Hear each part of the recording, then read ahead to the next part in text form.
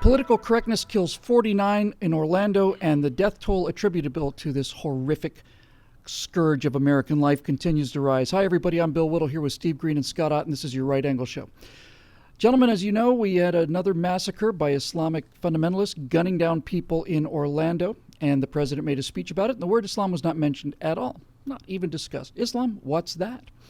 Gets worse than that, though, doesn't it, Steve? You mentioned in another one of our segments that this political correctness not only does not allow us to identify the problem, and the political correctness does not even allow us to speak about the problem, we're at the point now where this political correctness is preventing us from doing something about the problem. Can you tell our viewers a little bit about this news about President Obama's directive regarding the potential for mass murder attacks against our gay community? Yeah, apparently the FBI wanted to include language in its warnings to police departments around the nation that Islamic terrorists might target gay nightclubs. And of course, Obama and John Brennan decided that kind of language was inflammatory and can hurt the feelings of Islamic terrorists, so they had it stripped out. And so you have 49 dead to, as you say, political correctness in Orlando. Those are 49 Americans. I don't care what you think about their personal lives. Those are 49 dead Americans, our friends and neighbors, dead because, number one, of this language that was stripped out of the FBI warning, and number two, there's a reason why ISIS inspires. President Obama a couple 3 years ago dismissed them as the JV, the junior varsity. Well, let's continue with that sports analogy for just a moment.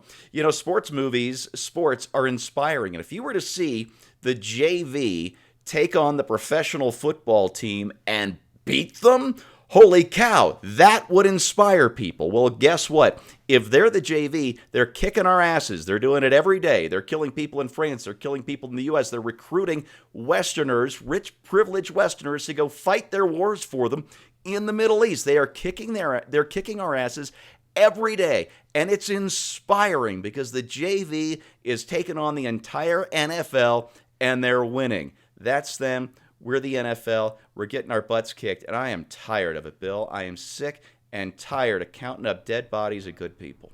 That's exactly right.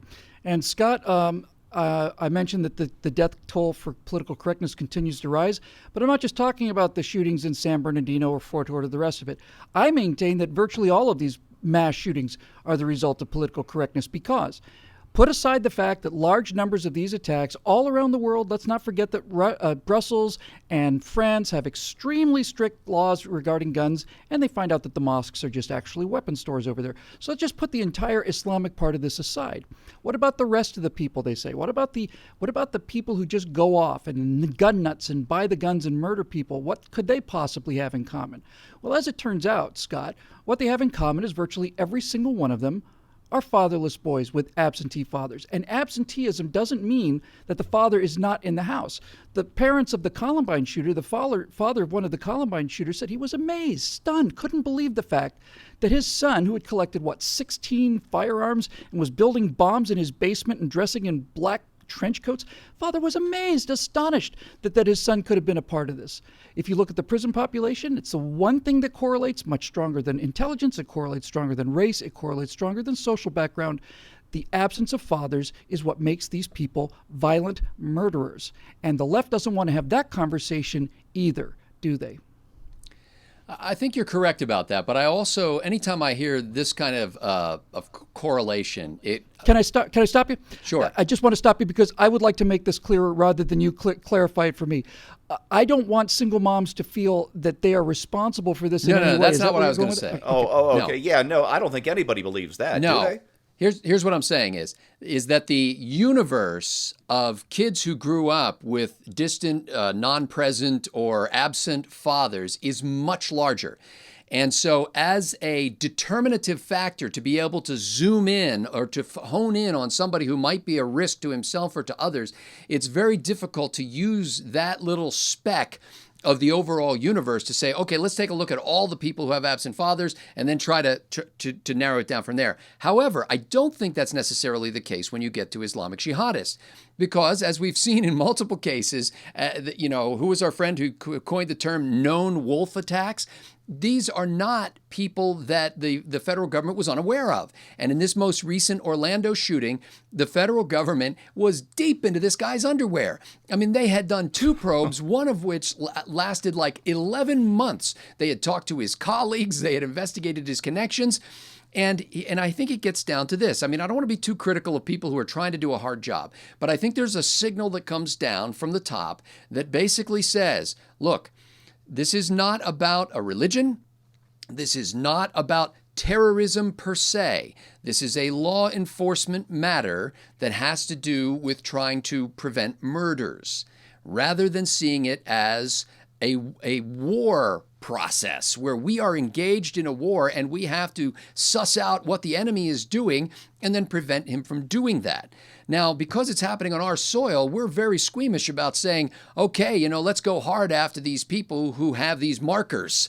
Somebody who immigrated from Pakistan, somebody who then went back and made a trip to Yemen a couple of times, somebody who has made a few phone calls to some people we don't like or visits this local radical mosque.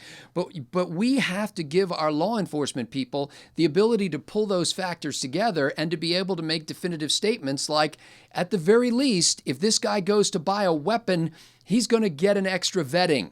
I mean, he is going to get a little bit extra treatment if he goes to buy a weapon. And I think we're afraid to do that. And this may be where it gets to the point where you say the difference between acknowledging that we are at war with radical Muslim jihadis and not being willing to even say the word Islam or Muslim in the case of a guy who called up 911 and said, I pledge allegiance to ISIS. This that I'm doing is for Allah. And we go, well, I don't know what his motivations may have been in this case. I think that's where political correctness is killing us. Yes, and to make this point just a little bit clearer, it's not just political correctness enforced by fiat from the top down in terms of the administration.